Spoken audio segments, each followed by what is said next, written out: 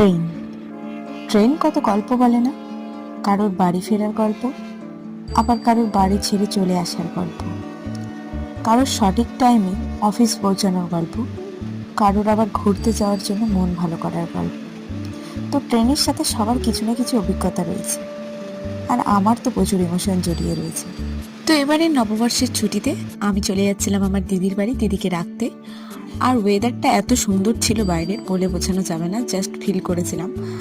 ভাবলাম তোমাদের সাথেও একটু শেয়ার করা যাক, আর একটু ঘোরাঘুরি হবে সেই উদ্দেশ্যেই যাওয়া। আমি একা যাচ্ছিলাম না, আমার সাথে যাচ্ছিল শ্রেয়া।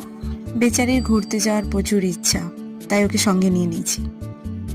যে কোনো জায়গায় যাওয়ার জন্য সঙ্গীর বড্ড প্রয়োজন, আর এরকম একটা কিউট বাচ্চা সঙ্গী থাকলে সময়টা কেটে যায়। আর আমার মাম্মামের সাথে আমার সময়টা ঠিক এইভাবেই কেটে গেছিল। তো পার্ট 2 এর জন্য অপেক্ষা করো, আর ভালো লাগলে অবশ্যই লাইক, শেয়ার অ্যান্ড সাবস্ক্রাইব।